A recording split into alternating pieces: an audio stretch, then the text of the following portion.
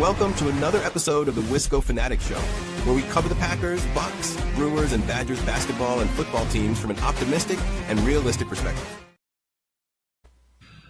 Welcome back to another Wisco Fanatics Wednesday. Just want to say before we get started, last night we did our Milwaukee Brewers 2026 primer. It was an awesome show. Again, we appreciate everybody who stuck around for a whole hour and a half to listen to us talk about just going into the 2026 Brewers season. Again, I had a lot of fun. I think we got a lot of great information, a lot of great discussion. So please go check out our Milwaukee Brewers primer from yesterday. Get you ready for baseball. I'm going to try to listen to it 2 or 3 times between now and next Thursday, just because, like I said, there's so much good stuff in there. Jake and I had a lot of great conversations. We talked about the minor leaguers a lot of names that people have been bringing up a lot. So a lot of contextual information. Again, a lot of good stuff in that episode from yesterday, so go check that out. Today, we're talking just basketball. So this is only going to be our second last week before we are starting to infuse baseball into these shows. Yeah. So next week's going to be our last week without baseball until October. Yep. Well, that's exciting. So today we have 4 Bucks games. We're getting started a little bit early just because we want to talk about the games. Not that we're trying to skip over them because, we're running out of Bucks basketball, and that's a bummer. Even though the season hasn't been what we wanted it to, it still means that there's no more Bucks basketball for this year, which is a bummer.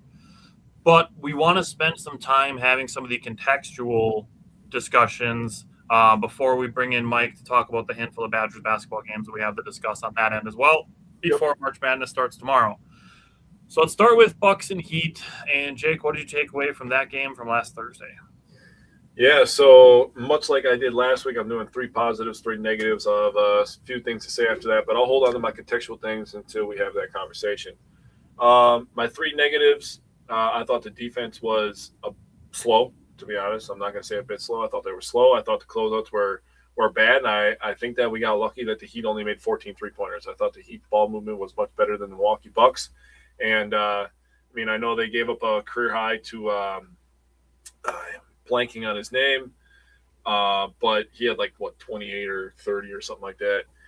He was going crazy on us, but only making 14 out of 41. I thought the Bucks were pretty lucky. In particular, the pick and roll defense was a major issue for me. It needs Pelle Larsson. Yeah, Pelle Larsson. Sorry. The pick and roll defense needs an absolute overhaul, in my opinion. It's been a problem the entire season. And I know that Doc talked about how he tried to change the defense multiple times. We have people in and out of the lineup or changing the lineup even when people are healthy. It's been a tough year for the Milwaukee Bucks. 2025, 2026 has been a tough one. Not that they didn't try, they didn't give effort, and we didn't have some fun moments, but the pick and roll defense is a major problem. My last thing that I wanted to talk about on the negative side is, yes, the Bucks kept it close. That was a little refreshing after last week's episode where we talked about the Bucks just getting absolutely manhandled in multiple games. But they couldn't close it out. And that's also been something that, has been a trend this season. Going back to last week once again, there was a lot of times where the Bucks were competitive in first halves. They had a game like that this week as well.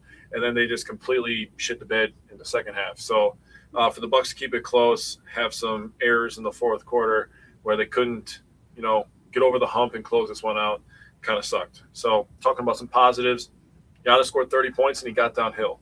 He did his thing. He forced the issue.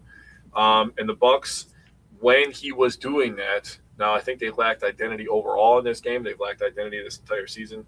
But when he was getting downhill and forcing the issue, they kind of looked like they had something cooking. And it was like, okay, this was the vision. This was the vision, is Giannis getting downhill, giving you 30.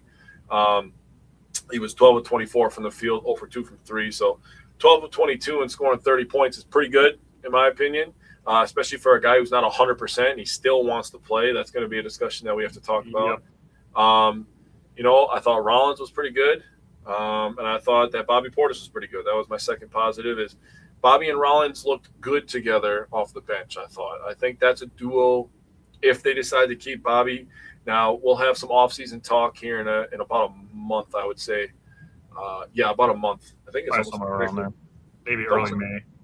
Yeah, I think the season ends on the 19th of April. is what I'm trying to say.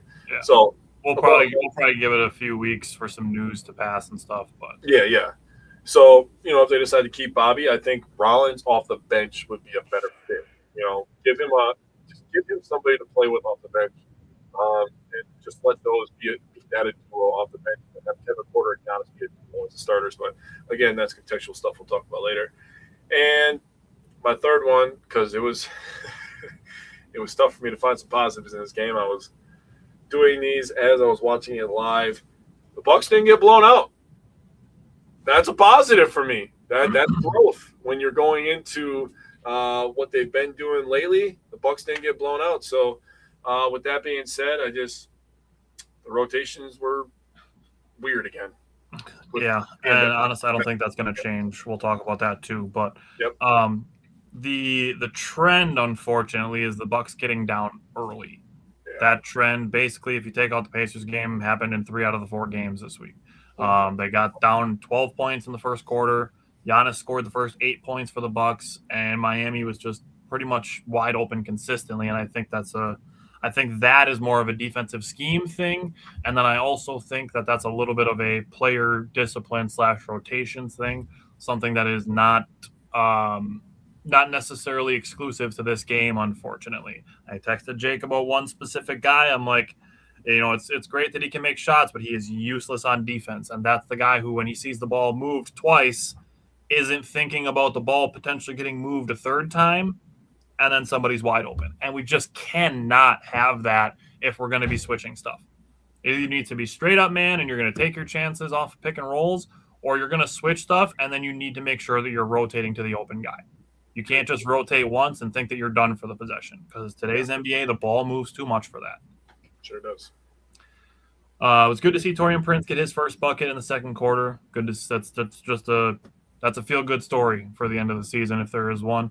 And then it just felt like so many times that the Bucks were able to get close. They get close, and then they give up a run. Like, they got the lead down to single digits a couple times in the second quarter. Giannis, again, scored 8 straight points to cut the game to 3. They tied the game at 51, and then the Heat went on an 8-0 run before half and made 2 threes coming out of the second half. Yep.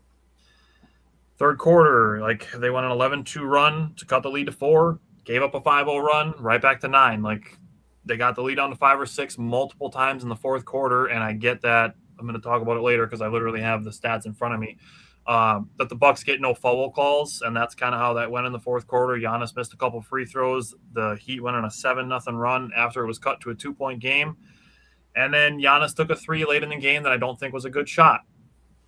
And he was asked about it after the game. Giannis said that he talked about taking the 3 was him seeing the Heat players continuing to step away from him, stepping back as he was coming up the floor, and that he doesn't regret taking shots, which is fine. And he said that taking it was him, quote, trusting himself and being aggressive, which I can live with to a point, but I also think that they had enough time to be like, hey, part of this season was built on you driving and having shooters surrounding you. And it's not to say that Giannis is never going to make a clutch three-pointer, because he has. But I do still feel that there are better players who could be taking that shot. And yes, you could argue that Giannis wide open is better than AJ Green contested, or Kyle Kuzma contested, who's shot the ball well in the last month or so from the three-point line. It's all preference-based. Personally, I think there are better options than the shot that Giannis took. But again, I also understand where Giannis is coming from. And it's not to say that I won't pick a side on stuff. It's really just about acknowledging the perspective. Yeah. So we go into the Hawks game, Bucks playing without Giannis because of the ankle sprain that he had in the Heat game. And they get down 9-2 in 3 minutes. Mm-hmm. They had some bad turnovers. They had 4 turnovers in the first 7 minutes of this game. They had an 11-0 run by Rollins, Kuzma in the second unit. The Bucks actually grabbed a brief lead, and I want to give Rollins credit. And I will continue to do so because I've also been critical of him when he's got too many bad turnovers. So I'm going to give him credit when he does well, that Ryan Rollins took care of the ball really well and he distributed really well. 8 assists to 1 turnover is fantastic. And again, I'm not expecting him to have 8 to 12 assists and 1 or 2 turnovers. I just want to see him in that 5 to 6 to 2 to 3 area. I want him around that 2.5 to 3 to 1 assist to turnover ratio. That's where I want to see my point guard. He was 8 of 11 from the field and 4 of 7 from the three-point line to finish with 22 points, 8 assists, 3 rebounds, and 2 blocks. That's him flowing, not forcing, something I talked about a lot this season with him and Bobby Portis. Bobby Portis this game was 5 for 15 from the field, and it's really close to me being like, just take all of his minutes and give him to Pete Nance. I'm really close to it, but when we get into kind of some of the contextual stuff, looking at the rest of the season, I'm going to say something about that as well. Bobby being 5 for 15, being 3 for 7 from three-point line, which is fine, which is good, but 2 for 8 on twos, and one of the 2 that he made was right at the rim.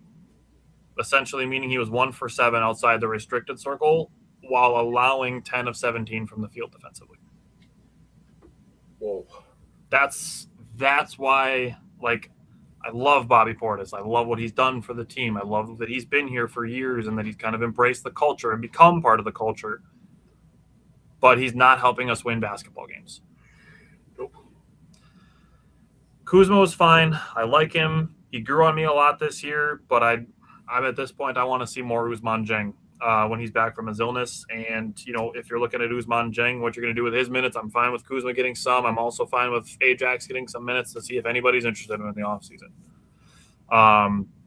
Kevin Porter Jr. should absolutely be on this roster next season. He has fully gotten out of his slump that he was in after dominating the month for basically all of February. Was a little bit banged up, and now he's back, and he looks really good again. Being 7 of 13 without a three-pointer and being 7-11 on twos for 18 points, 7 rebounds, 7 assists, 2 steals, and a block, that's great. That's efficiency that you're not going to get out of a lot of minimum or slightly above minimum contract players. Looking at this game, 30 points off of 23 turnovers and 24 second chance points off of 15 offensive rebounds. This was the game that made me feel like it's time to shut it down. Yep. Like, it's over. Like, let's just soft tank. Let's compete for 3 quarters out of a game and let the fourth quarter be what it will. But I don't think this team is ready to make the play-in. So this was really the game that signaled me, like, all right, it's time to shut it down. Yep. My turn? You done? Yep, go for it. Okay. So for me, first thing I wanted to talk about is Kevin Porter Jr. showing contributions in many different areas. 18 points, 7 rebounds, 7 assists, 7 of 13 from the field. He shot 2 threes, missed both, so 7 of 11 from the 2-point range and almost a triple-double. It's a pretty good game. I like that. Guy's on a cheap contract, and he's young, so he's got a lot of growing to do. Still a lot of potential, not even in his prime technically. So I like that. I wanted to talk about Rollins as well. Rollins scored efficiently as well. He shot well from the 2 and the 3-point line, moved the ball well, a ton of assists. He was getting downhill, shake and bake, getting to the rim. He was doing his thing. So Kevin Porter Jr. and Ryan Rollins looked really, really good in this one. And the last thing I wanted to talk about is the Bucks showed some good effort in the first half. Kind of a trend this month, but, you know, like you said, they took a brief lead there, and it went away because I don't think the 3-point shooting was up to par. If they shot the ball like they did in the last 2 games this week, in this game, I think they would have had a chance to win this game, actually. Just my takeaway. So my negatives, one is, yes, I want to talk about turnovers. Atlanta outscored us 30 to 14 in points off turnovers. That can't happen. You cannot have 24 assists and 23 turnovers and allow your opponent to have 29 assists and 13 turnovers. Not a recipe for success, fellas. Rebounding, we lost by 10 overall, 47 to 37, and that directly correlates to the offensive rebounds. Atlanta with 15 offensive rebounds, the Bucks with 5. So what that does is not only does it establish you as the more physical team, it cuts down your chance for second chance points. It allows them to get more second chance points on top of the turnovers. Those are 2 things that are the biggest takeaways from the season for me. Turnovers, rebounding. Yeah, and the other thing is like if you don't get defensive rebounds, that takes away fast break opportunities for you too. Rebounding and turnovers are the two biggest bugaboos of this Bucks team in 25 and 26. And number 3 is, goddamn, CJ McCollum likes playing the Bucks this year. Dude. Man. Guy scored 30 against us again, and also another triple-double for Jalen Johnson. So 23, 12, and 10 for him. But god damn it, man, we're allowing CJ McCollum to go crazy on us again. Just unacceptable in my opinion. And I totally agree. After watching this game, I just had a really deflating feeling of just like, what could have been with this team had they did the little things correctly all year. Yeah. All right, so we can jump into Sunday. Let's talk Bucks and Pacers. I'll give you first crack at the game that was actually enjoyable this week. Yeah, so I'll go with my 3 negatives and I'll go with the positives. So my first negative is effort was inconsistent. There was multiple runs given up to a bad team. That something that can't happen in my opinion. Effort is something that should not be questioned ever, ever, ever. In my eyes, in my book, whatever you want to call it, effort should never be questioned. Number 2 thing that I want to go over is perimeter defense needs to be better. Yes, I talked about multiple runs, but 123 total points to this Pacers team. Oh, my goodness. What are we doing? And I understand that Naismith was going crazy. He had a hot hand for a little bit, but 123 points to this Pacers team, You're talking like 90 points to the rest of this Pacers team. Seriously. Without Siakam. Again, unacceptable. And then I know you're seeing 134 points from the Bucks, and you're being like, wow, that's going to sound crazy when you say that execution was a problem. But there was some times where I was watching the Bucks offense, and I was just like, guys, that's got to be better. I know that the Bucks went crazy and shot a ton of threes and made a ton of threes, and that led to them scoring 134 points. But in my opinion, when I watched this game, I was like, dude, they could have had 150 in this game if they were playing together consistently for the entire game. So my positives is the Bucks did try to play team ball for a full 4 quarters. Agreed. That was nice to see. Got to give credit where it's due, right? So that was nice to see. My number 2 thing is the offense was very explosive and balanced, right? So again, they tried to share the ball. They took good shots. They made their open shots. So that's another thing. They haven't been doing that all year long. Again, go back to the Atlanta game. They had some shots from the 3-point line where I'm just like, how do you miss that? And then you fast forward to the Pacers game and they're just cashing them. I'm like, oh my goodness. All right, that's the Bucks, I guess. And then my last thing, I wanted to give the last spot for Giannis. Giannis was awesome. 31, 14, and 8, 11 of 22 from the field. It was really nice to see another prime Giannis game. I needed that in my life so badly, dude. It was a little sad watching him kind of twist his knee. His knee buckled a little bit after the nasty spin move and dunk. But with his game, he passed the Big O for the most 30, 10, and 5 games in NBA history. So congratulations to Giannis. You're absolutely a legend. You will always go down as the greatest Buck of all time until maybe we're lucky enough to get another guy like you. So, that's what I have. So, for me, it was you mentioned playing together for a full 4 quarters. I wrote in my notes that shocker that ball movement equals better offense. And it goes for both teams because, to be honest with you, the Pacers had 19 assists in the first half alone.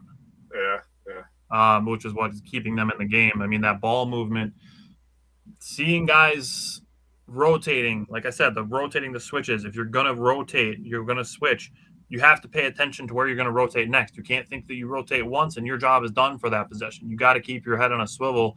And the guys on offense are not going to stop moving because they want to score. Because that's obviously how you win basketball games, but scoring is fun.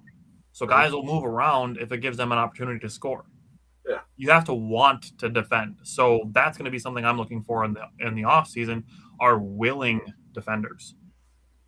It's not even necessarily like I need all the guys, like I need Caruso and I need Wemby and I need Dyson Daniels, and those are the 3 guys that I need this offseason because we need guys that can only play defense and that only want to do defense. Like, no, I just need willing defenders. Guys like Ousmane Dieng, who didn't play in the Pacers game because he had an illness.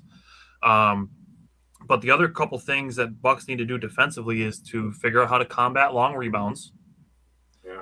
tap outs and stop fucking fouling 3-point shooters. Dude. Goddamn. Like, it's I talked about this. It's going to be on the Wisconsin Sports on the Go show with Trage tonight. That needs to be like a part of the summer program, whoever you bring in. You need to focus on when the shot goes up, when a guy's going up, you contest and you jump to the side of him.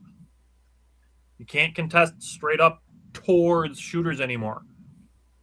Unfortunately, guys are jumping forward trying to draw that contact, which is a whole nother discussion of what that should be in the NBA. But the way it is, you have to jump and you have to keep your feet to the side of the shooter. Mm-hmm. So that's going to be something they have to figure out in the offseason as well.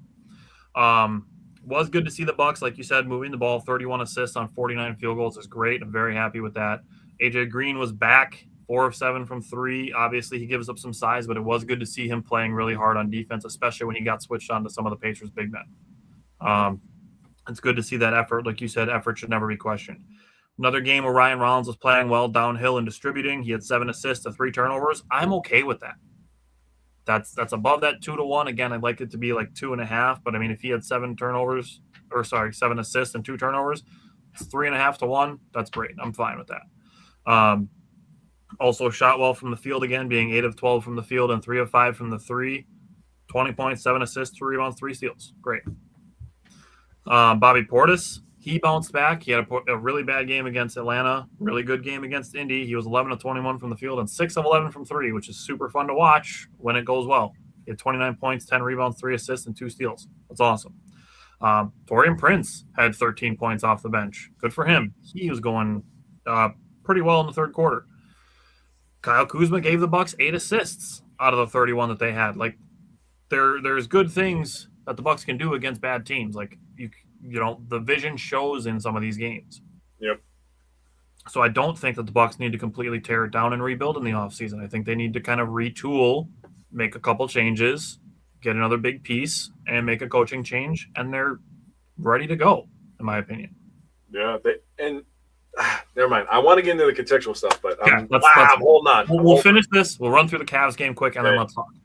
Yeah. The Bucks didn't turn the ball over too much, only 9 turnovers, allowed 13 points off turnovers. That's fine. They gave up 15-second chance points. That's really the cap of where I want them to be at, but it's fine. The Bucks did turn 19 Indiana turnovers into 27 points, so that is fantastic. We did see Giannis go to the locker room at the beginning of the fourth quarter. He wanted to come back in. He was talking a lot to the trainers. He came back to the bench, but the Bucks already did have a double-digit lead, so he didn't come back into the game. That is going to be one of the things that we talk about in a minute. But let's run through this Cavs game. Again, first quarter, down by 13. Cavs ended the game the quarter on a 12-4 run. It's annoying. But they outscored the Cavs by 14 in the second quarter. Got super hot from the three-point line, which was great. The Bucks finished 20 of 45 from 3, which is very good. That's 44.4%. I will take that literally every single game. The balanced scoring was back in this game. They had 5 guys with 8+ points in the first half. Finished with multiple guys in double figures. Ousmane Dieng is a sniper. He was 5 for 8 on threes, and he hit. It felt like all 5 of his threes came in a different way. Like, he hit some catch and shoot. He hit a catch, pump fake, 1 dribble shot. He hit a couple step backs. Like, his range for how he can make threes, like we've seen him do the no dip, just catch and flick threes. Like, he's got it in his bag. He's got a bag when it comes to shooting threes, and he can put the ball on the floor. He's a decent passer and a willing defender. I want Ousmane Dieng to be a focal point of everything the Bucks are doing this summer, and I want him to be able to be at a point where you put him at the starting small forward position next year, and you say, that dude is one of our key pieces. Dude, he should be getting 35 minutes a game the rest of the season. Agreed. Kevin Porter Jr. is needed on this roster this season and next season. He was 8 of 15 from the field again, 8 for 8 from the free throw line, 25 points, 3 rebounds, 10 assists, 2 blocks, and only 1 turnover. Those guys don't grow on trees. No. He is a true point guard and a guy who can get you a bucket and a willing defender. Yes. Only 9 points off turnovers allowed. That's good. 18-second chance points is a little high, but it's not insurmountable. They were outscored 56-34 in the paint. That does not feel good. We get to the fourth quarter. also known as the free throw quarter. And you look at it, Cavaliers had 15 free throws in the fourth quarter. They made 13 of them. That was a third of their fourth quarter points. And then you look at, the Bucks shot 14 free throws in the fourth quarter. That's great. It was basically even. The Cavaliers shot 34 free throws. The Bucks shot 17. Cavaliers averaged about 6 free throws a quarter going into the fourth and then shot 15. The Bucks averaged 1 free throw per quarter and then shot 14. 34-17 in free throws. The Bucks are the worst officiated team in basketball, and it's not particularly close in my mind. Yeah. Seeing Dennis Schroeder on one foot, leaning to his left, a blocking call that should have been an and one for Kevin Porter Jr. turns into an offensive foul on a challenge. I don't understand how that's ruled a block on the floor, looked at, and then overturned as indisputable evidence that that's a charge. And Kevin Porter Jr. had already gathered the ball. The Bucks are the worst officiated team in the NBA.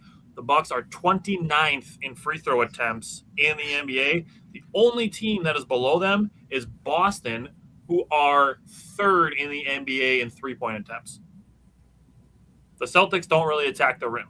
They play from the outside in. The Bucks have plenty of guys who go downhill. Kevin Porter Jr., Kyle Kuzma, Giannis when he's healthy, Ryan Rollins at times, Jericho Sims lives in the paint. The Bucks, there's no reason the Bucks should be shooting 19 free throws a game on average. And the Celtics play much better defense. They get runouts. That's how they score in the paint. That's fair too. But I mean, for the Bucks to be 29th in free throws with the amount of guys that they have playing downhill is just ridiculous in my mind. I agree.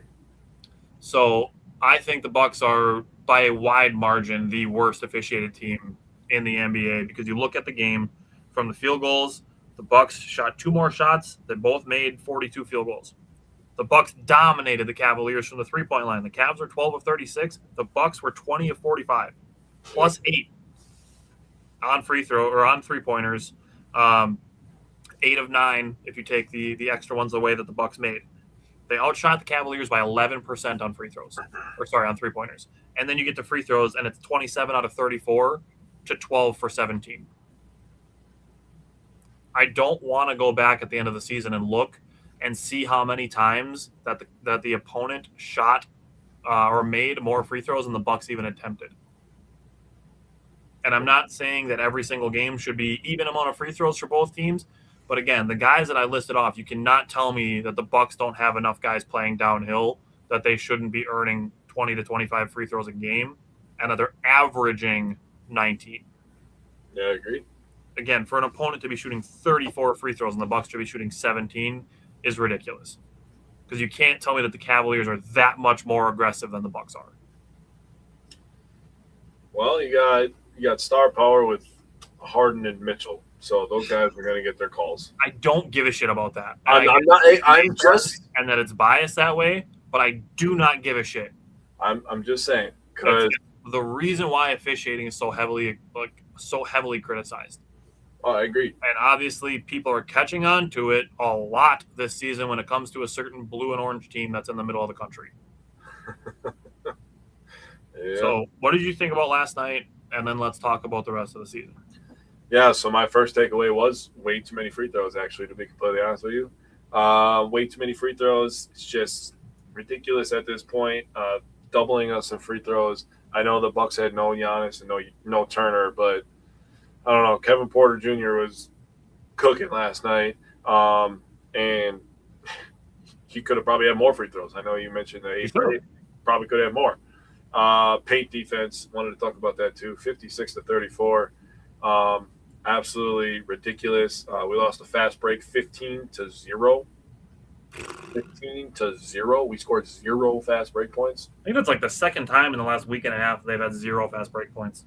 Well, then they only had what game was that? The Hawks game, they only had 2 fast break points. So, I mean, the fast break is just inconsistent. Obviously, those are 2 games they play without Giannis, so makes sense. Then late game situations, the Bucks had a chance in this one, even without Turner and Giannis, to steal one from the Cavaliers, and just kind of some piss poor execution, honestly. Just missed some shots. Bobby Portis took a really bad shot at the end of this game too. So just is what it is. I'm not going to dwell on it. So what I want to talk about is positively is the Bucks showed some heart. They fought back after being down early, and they actually had a halftime lead. So that was fun. That was positive. That's something to write home about. That's a good thing. Because they were able to do that is because of back-to-back games where they got good shots and they made their open shots. So that's 2 games where the offense is kind of cooking a little bit, and they got things going. And one of the main reasons for that is my third and final positive takeaway is Kevin Porter Jr. I cannot talk enough good stuff about how this guy is playing this year. When healthy and on the floor, he is an absolute game changer. When you want to do, like in baseball, they do like defensive run saves or like, weighted value of like pitches and stuff like that. They have all these advanced metrics. If you want to take Kevin Porter Jr.'s like impact compared to his contract, far and away the best contract in the NBA, dude.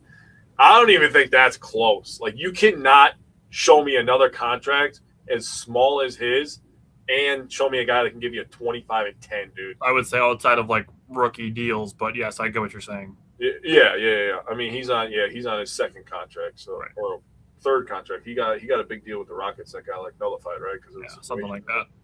So the guy on his third contract getting paid that little, making that impact is insane. So yeah, that's all I had to take away from there.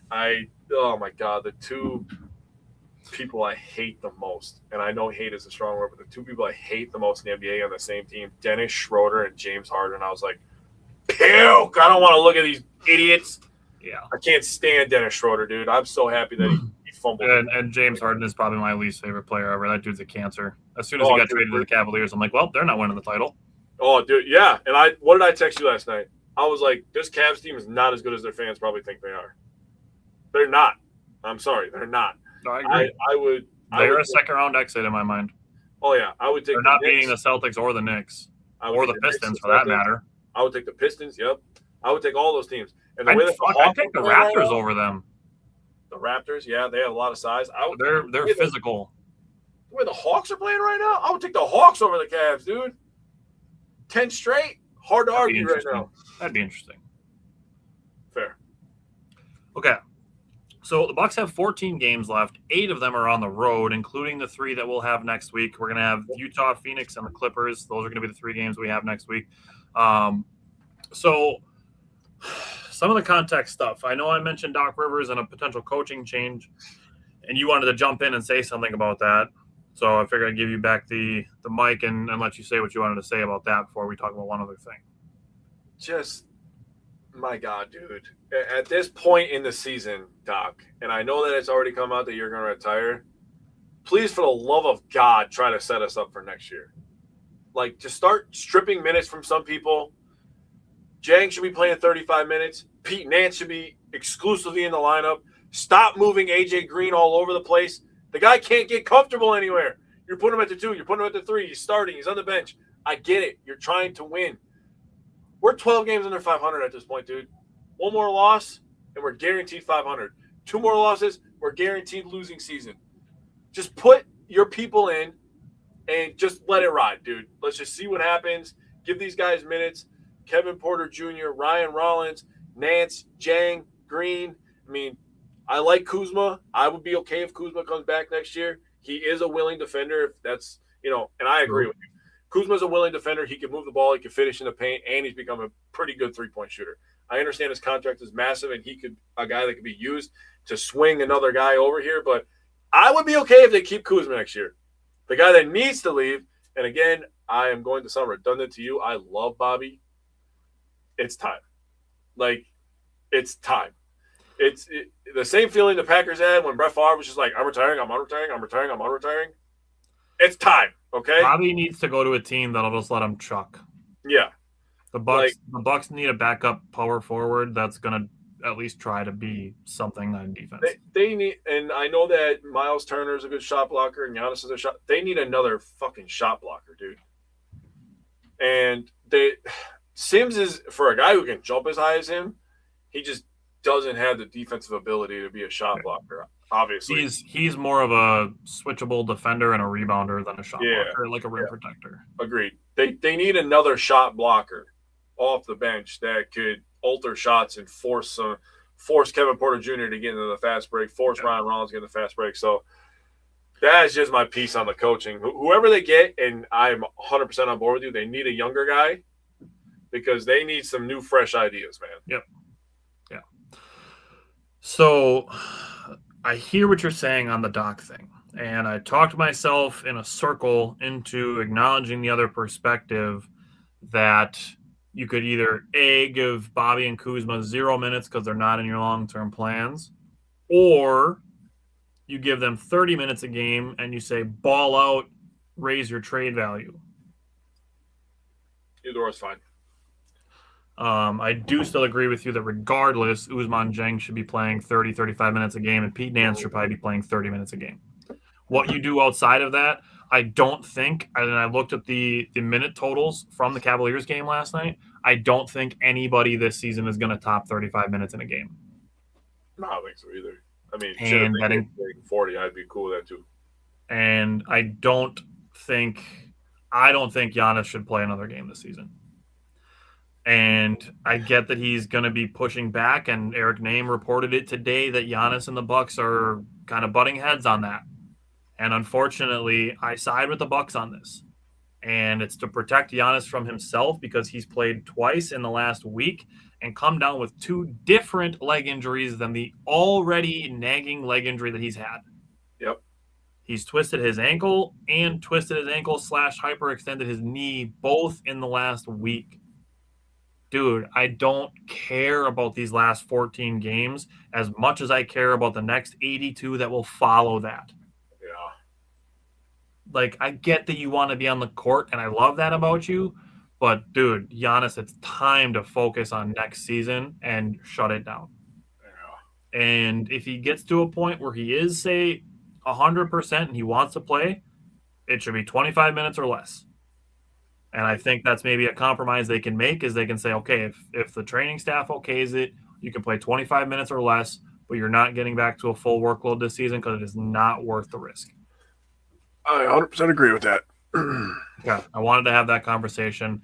And I don't want that to be the thing that ends up making Giannis actually request a trade, but I do think that the Bucks should hold serve on that they need to be firm about it, because whether or not they're going to keep him or trade him in this summer, both of those things are hurt if Giannis gets hurt.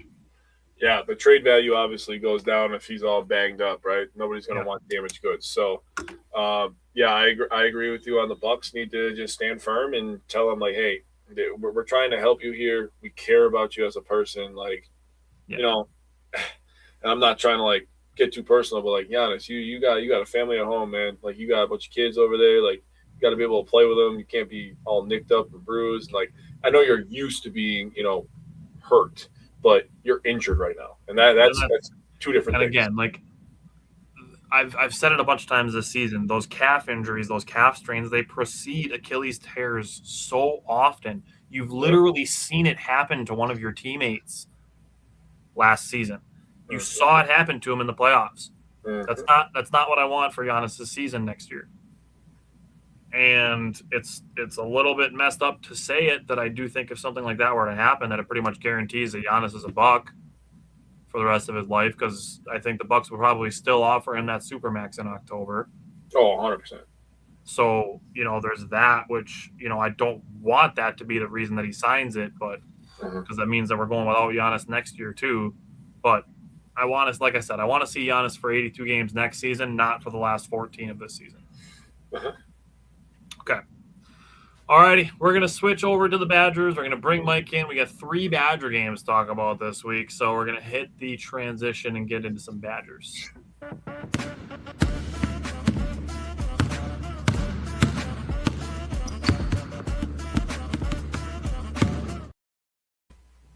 Okay. So 3 Badger games from last week to this week, all back-to-back-to-back, 3 in a row. I know we talked about it, but we're kind of okay with how it ended, given that we didn't want the Badgers to play too many games because people really don't care about the conference tournaments anymore.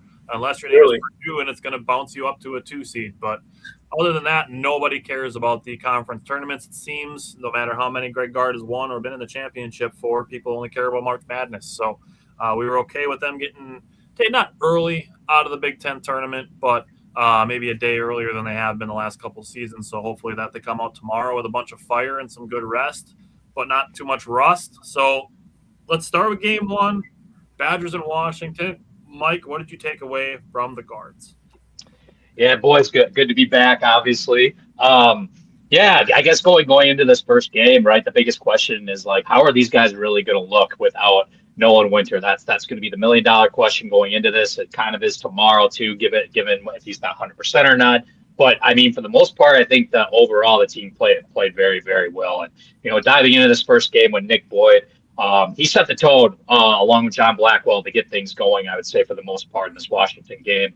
In 37 minutes, he got 23 points, 8 of 15 shooting, 5 of 6 from 3, which is great because he couldn't necessarily get downhill all the time in this game. Washington, I think, made adjustments after their first meeting. They did a really good job trying to pack in the paint a little bit when he was trying to get to the cup. So kudos to that. But Nick Boyd found other ways to be relevant, so as he always does. 5 of 6 from 3, though. 3 rebounds, 9 assists, which is great. To 2 turnovers, which with the ratio, we will still take that all day. And with 1 steal. Basically, he, like I said, kind of reiterated, he was the conductor, specifically right in the beginning of this game, which is what you'd love to see, especially with a guy like John Blackwell, who's definitely coming in his stride now as we get into the NCAA tournament as well. Tyler's obviously going to talk about him. But I will say, him and JB, when they controlled the first part in the first half specifically, they scored 29 of the first 40 points, those two combined, which was incredible to see, especially with John Blackwell, because there were a lot of questions from, outside fans, coming from that West Coast trip from Oregon specifically, and even Washington the first time, how he was looking. So with the combination of him and Nick Boyd in this Washington game, I think that answered a lot of questions as to, oh yeah, he's back, Nick Boyd's back, and we're ready to go. But, team takeaways too, 19 assists in this game, great distribution, obviously set guys up, as I reiterated with Nick Boyd with 9 assists, great to see. Then the obvious point, it was a great first half. Second half, I think we kind of took our foot off the gas a little bit. I think that's a fair point to say. But I also want to give credit to Heinz Steinbach for Washington. He was fantastic in this game. A lottery pick. Yeah, I mean, and we did give up 20 offensive rebounds too. It's the most we've given up all year.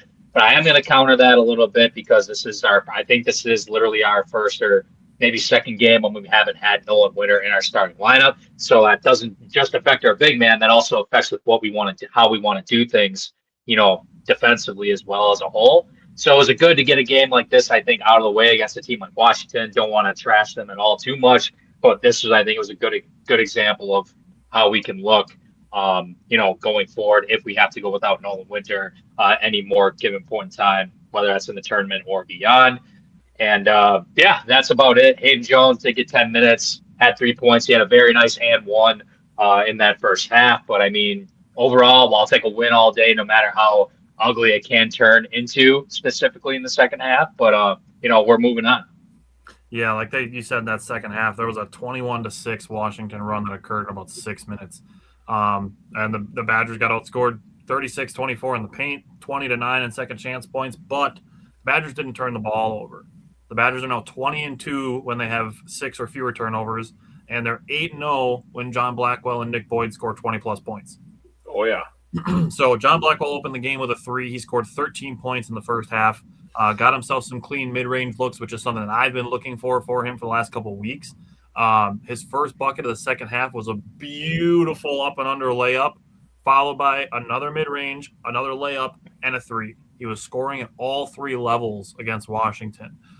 He got a tough late bucket, had 31 points, a new Big Ten tourney record for the Badgers. The previous was 32 by John Tonje versus Michigan State, and that record did not last much more than 24 hours. And then 10 rebounds, 2 assists, and 2 steals to go with. Andrew Rohde had 2 early misses from 3, 2 early fouls. No scoring all game. Steps up with 8 seconds left and buries both of a 1-and-1 at the free throw line. So that's something where, you know, he was 0 for 3 from the 3-point line, but he gets fouled late in the game and knocks down both of his free throws. That's a next level way to stay locked in. So I give Rhodey a lot of credit for that. To go with his rebound, his 1 steal, and 4 assists. Braden Carrington is going to be kind of a theme for these 3 games. Did not shoot well. He was 1 for 5 in the first half, 1 for 5 in the second half from the 3-point line. He had 9 points, 2 rebounds, 2 assists, a block, and a steal. But he came out aggressively on defense. And struggling from the 3-point line did not stop him from being aggressive on offense, on defense, or on loose balls. And seeing him diving on the floor for loose balls. So stuff like that, that is still noticeable. And I just want people to make sure that they're giving credit to Braden Carrington, not just looking at a box score and being like, oh my God, he was 2 for 10 for 3. Why isn't he getting benched? Because he's still doing little things right. So that's something I wanted to give him credit for. Last couple things with Washington. The Badgers with 15 set a new season high in made 3-pointers with 374. The previous record was actually the 24-25 season when they made 366. And then they are also 20-3 after this game when they make 10 or more threes. So Badgers were doing well on the 3-point line, like Mike said. But just a really good game for the Badgers to be able to win, even though I do think I think I agree that they kind of took their foot off the gas in the second half. So, Jake, what did you take away from the bigs? Yeah, so let's talk about Will Garlock first. Nice little and one dunk he had there. That was pretty sick. So he played 7 minutes. He had a turnover and 4 fouls. So he was all up those 7 minutes, man. The guy had 4 fouls and one and a turnover. It's like he was going to make sure you saw his name in the stat sheet. Damn right. To Steinenbach, he was just causing havoc everywhere, forcing issues, rebounding. Really, he had 16 by himself. They killed us on the boards, 45-29. So thank God John Blackwell rebounds his position well and grabbed 10 of them. Now talking about Austin Rapp, this was an eye opener for Austin Rapp. He was like, "Oh, physicality, oh," and he got pushed around a little bit in this one. He struggled from the field as well, 1 for 5 from the field. All of his field goal attempts were 3-pointers. He grabbed 3 rebounds and only scored 3 points. That 1 3-pointer that he made. And then Billy Auskis, wanted to end on him for a specific reason. He scored 8 points, had 9 rebounds. His assignment was Steinenbach. I'm going to give him some credit after this game, but my guy, you could have moonwalked to the fucking rim, dude. You could have did a backflip if you wanted to, as long as you land on both feet at one time. You are lucky that Rhodey saved your ass, dude. That was a learning moment. Yeah. I was screaming. I was like, no, what are you doing, bro? I said, if anything, if you're going to keep the ball and you're not going to make a shot in that situation, at least dribble to the opposite corner where there's no defenders instead of passing it back to Andrew Rhodey where there's 3 guys standing around him ready to foul him. That would have probably been the only thing more annoying than what he did is dribbling past the rim. I would have been like, what in the hell are you doing, guy? At least I would have chewed clock, though. Yeah. But passing the ball away from the rim when there were 2 points there just waiting for him. I was like, yo, dude, this did not have to be stressful. I was like, Jesus Christ, dude. But, yeah, other than that, I mean, good win for the Badgers, honestly. But to be able to take your foot off the gas and then re-lock in, that's a skill that is going to be needed in this tournament. All right, so keep going, Jake. Talk about the bigs from the Illinois game. The rebounding was worlds better. The physicality was in another universe. Agreed. And it just goes to show how this team can play up to competition and down to competition. So it does make me a little nervous for tomorrow, but I will say this. I'm not trying to take your thunder, Mikey, but I think we're going to get a pissed off Nick Boyd again for being left off some All-American. Oh, man. Wasn't even an honorable mention, bro? Yeah. Oh, yeah. I hope they're all sending him the press clippings. I'm hoping he's got a locker full of them. I think he likes being the villain, which is a problem. Oh, he does. For High Point tomorrow. That is a problem. I think they're going to be pissed off that he was left off the list. I think John Blackwell is going to be pissed about that, and I think they're going to be pissed that they got sent out west and play an early game again. Yeah. I think all of those things are going to add up to a positive for the Badgers. High Point can shoot as many three-pointers as they want because if you're going to take bad shots, we're going to take those same shots, but we're going to fucking make them. That's all I got to say about tomorrow's game. 1 through 5, by the way. Yeah. I'll be addressing that later. Yeah, for sure. So Bieliauskas, much better game. I know statistically he was technically worse, but he actually had 4 assists, so he was moving the ball well. Setting very good screens in this game is something I wanted to point out. Austin Rapp, he struggled from the field, but he was like, only 3 rebounds, physicality. He said, okay, 9 rebounds against Illinois, and all of them were necessary. Love to see that. Garlick only got 4 minutes in this one, so he's only able to get 2 fouls. So shout out to Will Garlick, 2 fouls in 4 minutes. But overall, the Badgers played really well from the big man perspective. Physicality-wise, they answered the bell, which was something that I was really looking at when I was watching this game. I was like, all right, they're not getting shoved around. Austin Rapp is throwing his body in there. I like to see that.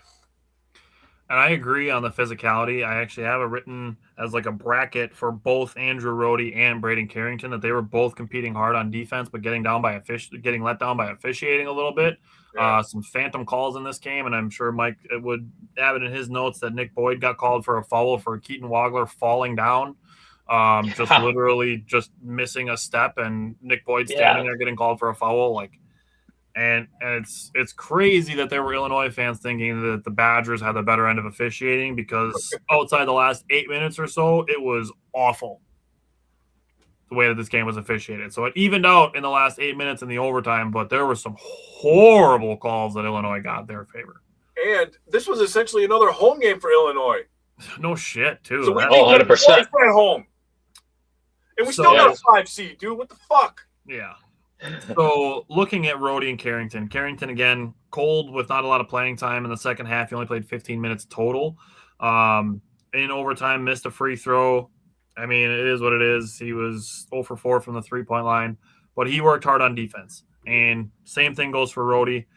He had in the first half had a really great offensive rebound that he caught and whipped out to Austin Rapp for a 3. That was for Austin Rapp. He only made 1 of his 3s. He was 1 for 8 from the field. I think, too, he's another guy who gets downhill and he can get to the rim, but he struggles finishing. I think once in a while he gets fouled and doesn't get a call for it, but I think that's something he could be better at. But 1 for 6 from the three-point line. I need Rohde to have like a 4 for 6 game from the three-point line when the Badgers are in the Sweet 16 to help send them to the Elite 8, and you look down and you're like, damn, Andrew Rohde had 16 points? Come on. I need that. Come on, we need it. And then I just got to say, he was tasked with face guarding Keaton Wagler in the second half, and he worked his ass off on defense. So credit needs to be given there, and then I'm going to take it all the way for a really, really bad turnover with 8 seconds left in overtime. And then I'm going to give it all back. Maybe keep a smidge away from him. For the long pass that he threw to Braden Carrington, the Carrington was able to run down. I don't think that was a bad pass, and Carrington saved him. I think he put that ball in a good spot, and Carrington was able to go get it. It's not like he had to jump out of bounds and call a timeout or, was like falling out of bounds, and his teammate had to grab his leg and pull him back in, Con Knippel style. Like, it wasn't anything like that. It took 1 bounce, and he got his hand on it, and he was able to corral it. So I do think that was a good pass to make that. So 1 really, really bad pass and 1 pretty good pass, and then good defense. Now, John Blackwell.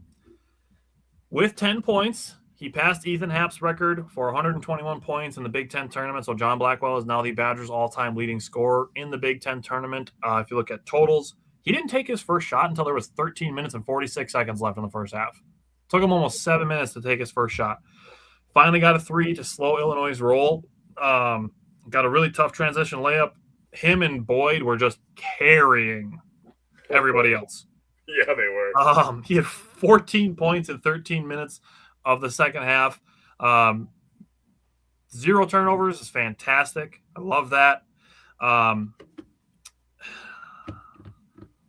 Similarly to how you felt about Bieliauskas about not taking a shot, I felt about John Blackwell in the not in the overtime, but in the last couple seconds of regulation in this game. John Blackwell fantastically was 9 for 9 from the free throw line and took a three-pointer that was this far behind the line at the end of regulation. My dude, get downhill, pull from the free throw line, or take one more step and get somebody to foul you and get a couple free throws to win the game. Yeah. Did not like that shot, but he does get a massive credit from me for making all 9 of his free throws and having 0 turnovers to go with 31 points and 6 rebounds. So, I mean, game went back and forth. Nobody from either team had a single fast break point. So this was a punch each other in the face for 45 minutes when you add in the overtime, just punching back and forth, just haymaker, Big Ten game, 0 fast break points. Both teams were bad from the three-point line, slug it out, overtime game that the Badgers won. So, Mike, what did you take away from the guards? Before you go, I want to set the stage for you, my boy. Yeah, okay. Yeah. Go ahead. He's like way overrated in my opinion. He's not that good, bro. Who was that? Sorry, I didn't catch that. Stojakovic is way overrated in my opinion. That guy's got 0 explosiveness. He does a spin move one way and he gets a fucking layup, dude. He's literally going off the popularity of his dad's name. And it's because millennials watched his dad growing up. Sorry, I said it out loud.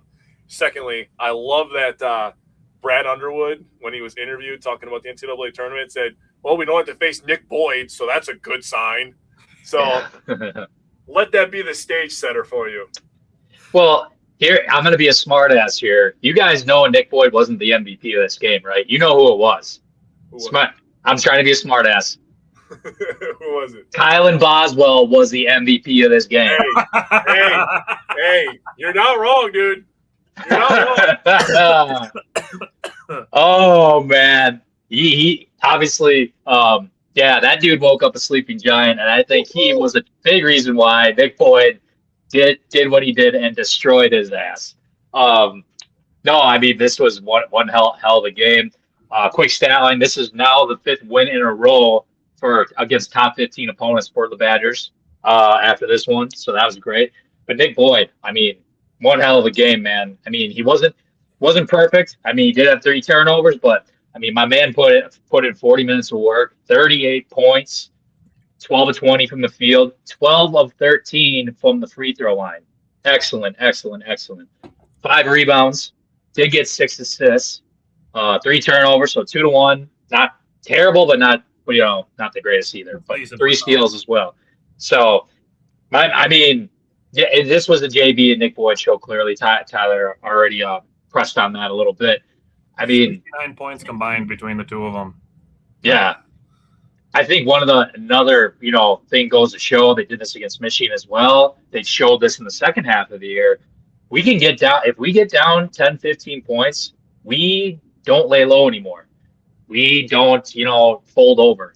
Remember how many times we talked about this back in November, December, before the new year, basically. Once we got down by over double digits, we basically folded. There was a couple of games where they were down those double digits and they came back, but the comeback was like just a little bit too late.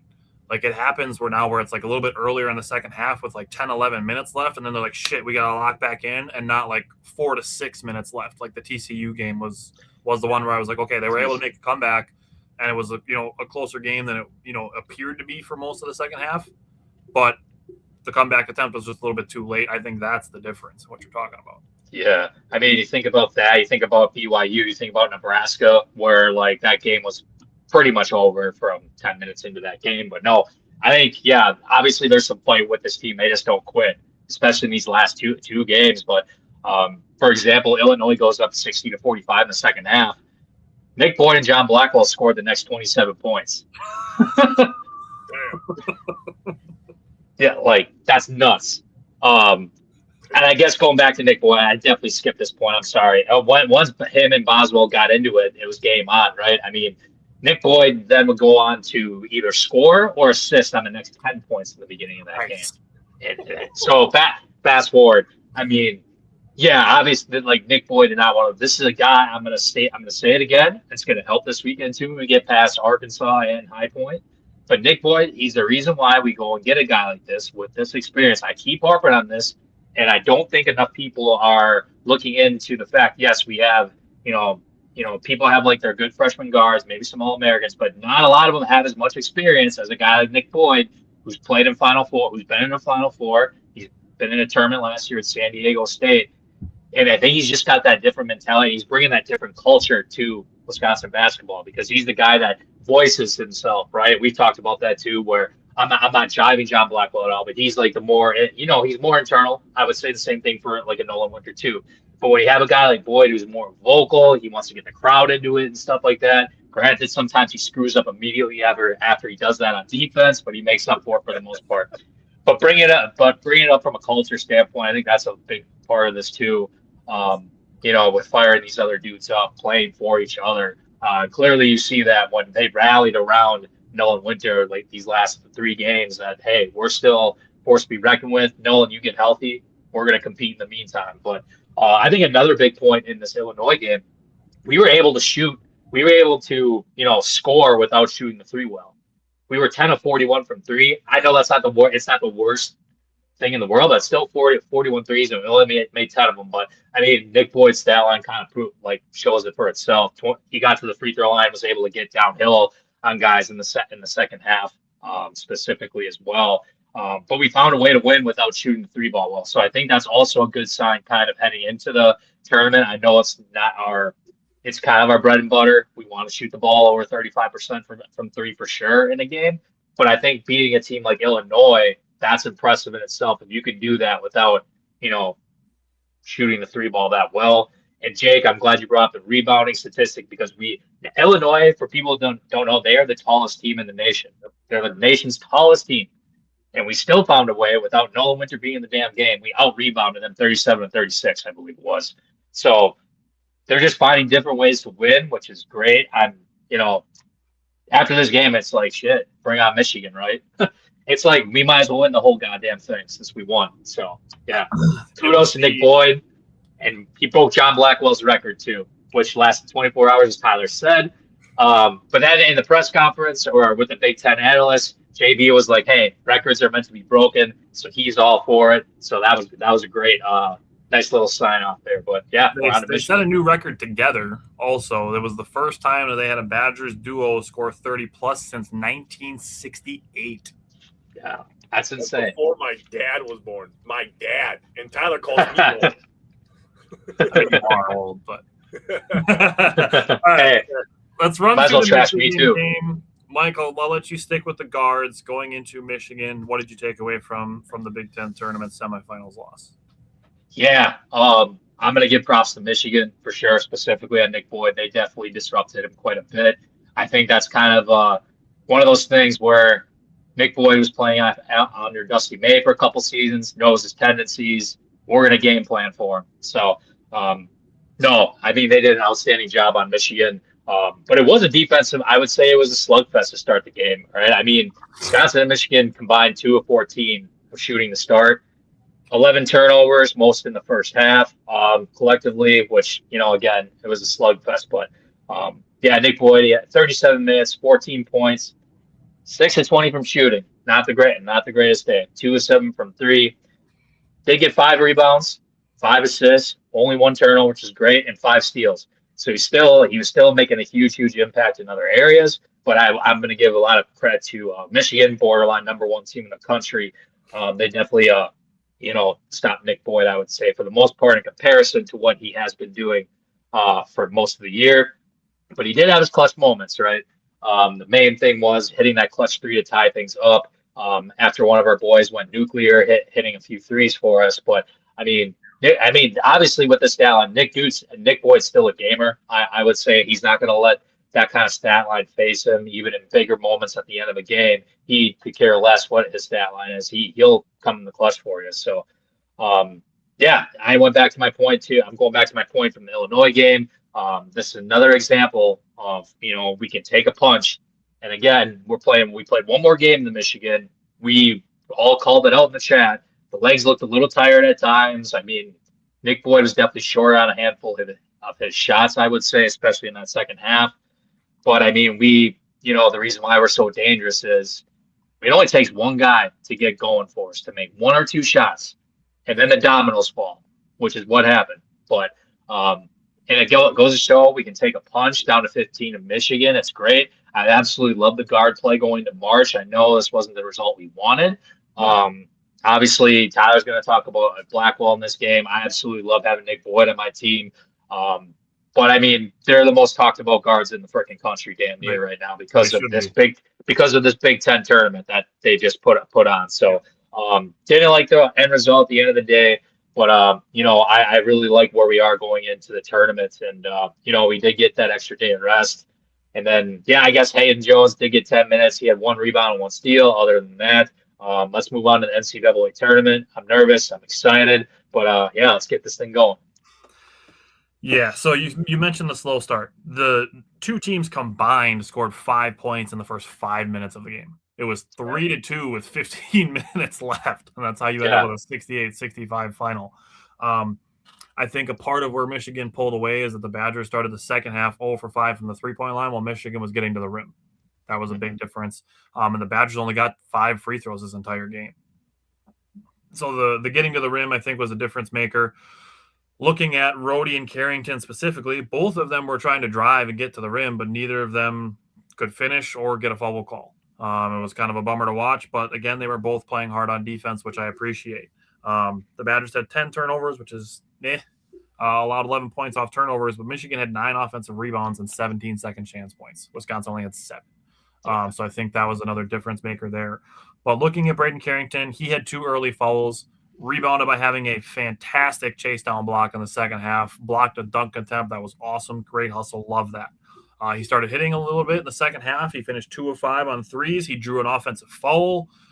He did get a little bit lost on the game winner, but again, when you get in kind of some of those scramble mode situations, it is what it is. To come all the way back and lose on basically a game winner, wasn't super mad at it. I'm glad that they showed the fight that they did, like Mike said. Rhodey made his first 3. That was it for him scoring. He focused on defense. He had 3 points, a rebound, and assist, and then 2 steals and a block. And then John Blackwell, he made his first 3. He created 2 threes right after that for Bieliauskas to get him some good looks. I don't want to say that he was passive, but I will say I do think he was less aggressive. He only took 11 shots in this game. He made 5 of them, was 2 for 5 on the three-point line. So it almost like they're never going to tell you this, but it did almost seem like, maybe they're taking this one a little bit easier. Also feeling a little bit of the dead legs from having this being their 3rd straight day with a game. Finished with 13 points, 4 assists, 3 rebounds, and was named to the Big Ten All-Tournament first team. So good for him for that. But that's pretty much all I had from the wings. Jake, what did you have for the big men? I just wanted to give a shout out to Rhodey, man. He really was competing his ass off on defense too, man. Got matched up on Mara a few times, which is obviously a mismatch, but it's like, man, he was competing hard. So you'll never hear me talk bad about Andrew Rhodey and his effort level, which I've talked plenty of times bad about the Milwaukee Bucks. Andrew Rhodey is a gamer, dude. He gives you everything he's got. He's got heart. So love to see that from him. Let's start with Garlock, 7 points, a rebound, turnover, 2 fouls. He went in there and he was physical. So that's all I'm going to ask from him. I'm excited for him next year, to be honest with you. I am too. I think, I've seen some TikTok videos and some other reels talking about who's the best dunker on the team and stuff. And a lot of people are saying Will Garlock. And I'm like, brother, what? What are we not seeing? Dude, I need to see this now. So very intriguing to hear that. I'm excited for him. A little bit of footwork and maybe some drop step hammers. You never know. I think he's got some defensive potential. Yeah, he's a big body and he knows how to use it. So I like to hear that. I'm going to go to Bieliauskas now. 10 points, 6 rebounds, 3 assists. Hit a couple 3-pointers. God, he just looks like his shot just looks like a guy that just doesn't know how to shoot and it just goes in. And I'm just like, he looks like that is perfect, Jake. What you just said. That is literally perfect. I mean, he's got the biggest grin on his face after he makes one. You know what his jump shot looks like? His jump shot looks like he watched a video being taught how to shoot jump shots, and he just copied the exact thing from the video, and that's just his jump shot. Okay, so what I think of, that's a great analogy. What I think of is like, you ever shoot like one of the little mini basketballs? And you're trying not to overshoot it, bro, because it's so light. I feel like that's what it is for him, dude. He's just like light with the ball. Like, dude, I feel like he can shoot it. Guide hand. Follow through.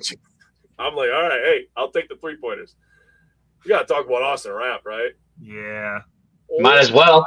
End on a high note. Dude, so he missed his first couple. We're all talking in the chat. You know, we're like, hey, if Rhodey or Rapp start making some threes, I mean, this could be a whole different ball game. They're leaving him wide open.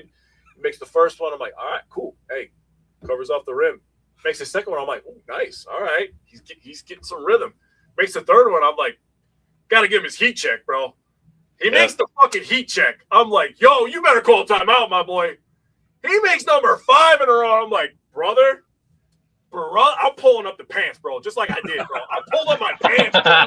So I was like, holy shit, dude, this is insane. He made number 6, bro, and I'm like, give it to him again. Run it again, dude. He made 3 threes and then turned into fucking prime Steph Curry for 5 minutes. Bro, he was making them all over the floor. Mm-hmm.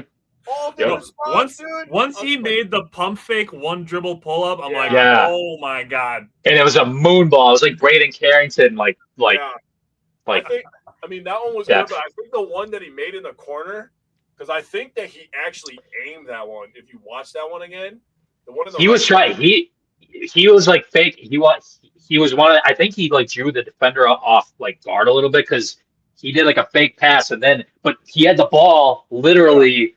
Probably had to shift it maybe a couple inches, but it was a quick release. It was beautiful. The one in the corner, when that went in, I think that was his 5th straight. I was just like, oh, yeah, dude. He is unconscious right now. I don't even remember what the announcer said. Something about out of this world or something, but I was just like, I couldn't even hear it because I was screaming so loud. Yeah, he said on another planet. My TV was set at like 55 because I was starting to get into the game, dude. Because I started turning it up stuff. I'm telling you, I stood up, started pulling the pants up. They were up to my knees, and I'm just like, holy shit, going crazy, dude. Like, yeah, that was fun. That was a lot of fun. So Austin Rapp, if you could bring that shooting touch over the next couple of weeks, you know, we get Braden Carrington going a little bit here. Badgers, and what did I tell you guys? They're going to make the Badgers a fucking 5 seed. I'm sorry for cussing. They're going to make the Badgers a fucking 5 seed because they want to call them a Cinderella. It's bullshit. I'm sorry. They got screwed. Yeah. I said to you guys, I'm like, I think if the Badgers win 2 out of 3 of the Oregon, Ohio State, and USC losses, that they could have had Purdue's 2 seed. Purdue being an 8-loss 2 seed, to me, is wild. Dude, uncalled for, dude. Just Braden Smith, they're just like, oh, we love Braden Smith. Get the fuck out of here with that shit. Sorry. Not sorry. 1 for him and 1 for Fletcher Lawyer. So the Badgers do play tomorrow against High Point, and then if they win, they would play the winner of Arkansas, and whoever Arkansas is going to beat 90-65.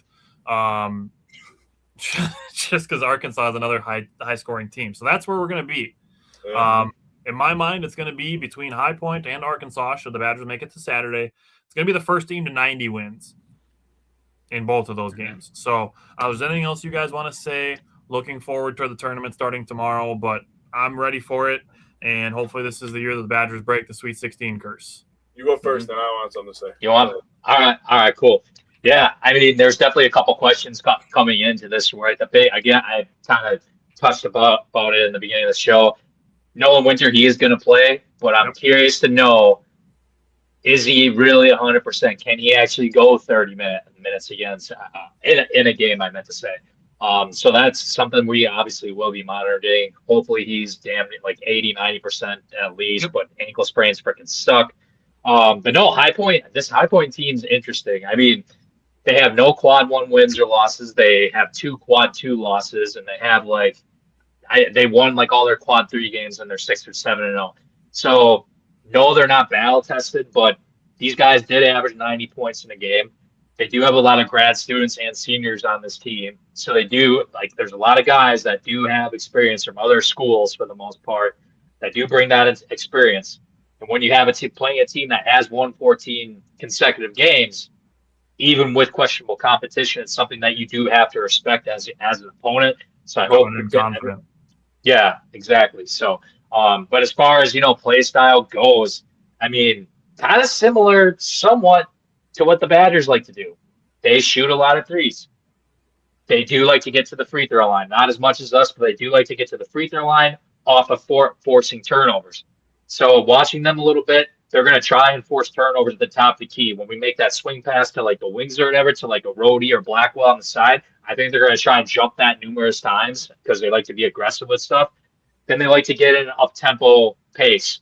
I actually compared that a little bit to Michigan State too, because Michigan State, what they thrive on, they like playing in transition, and they like getting points in transition like that, and that's exactly what High Point likes to do too. Yeah, good call. So transition D, I think, is going to be a major, major factor in this. I know we struggle in a couple of games in that, so I'm looking for transition D and taking care of the ball. I think those are the two factors going in at the end of the day. We also should be able, I think, to maybe score more on the inside because their tallest guy is like 6'8". Yeah.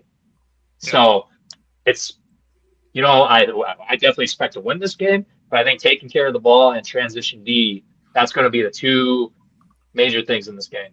I'd love to see, to your point on them trying to jump those entry passes, I'd love to see specifically like Blackwell and Carrington. I'd love to see the Badgers kind of bait that and then look for some backdoor cuts, especially if they're going to play the 5 out and have, Rapp, Winter, Bieliauskas, whoever, Rhodey in the corners, having those wing guys, because there are times where the Badgers are kind of close together.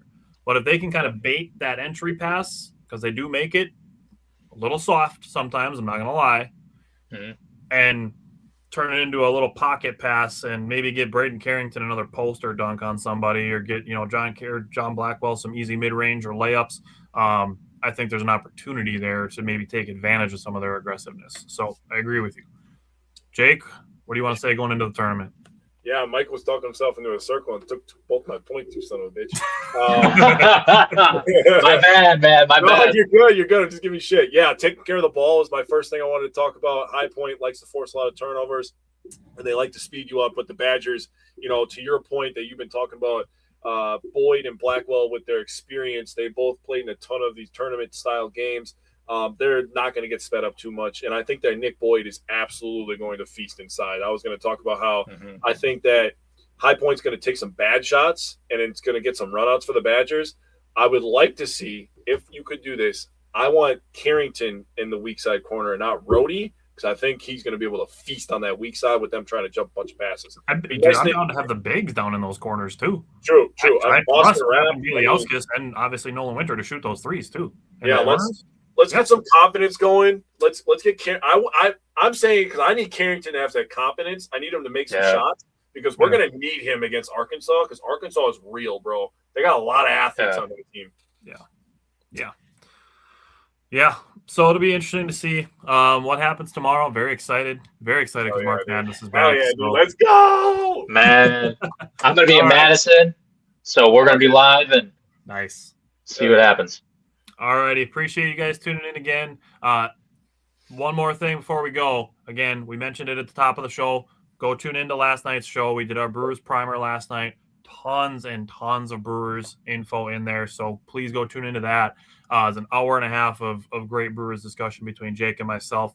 I'm going to listen to it again because I enjoyed it so much, and I think there's a lot of good stuff in there. Again, I got some bias, but I'm going to go back and listen to it myself to help get ready for Brewers season starting next Thursday. So thanks again. We'll be back again next Wednesday, hopefully with a bunch of W's, and we're talking about the second weekend of the tournament. Man. Yes, sir. Let's get this done, Bucky.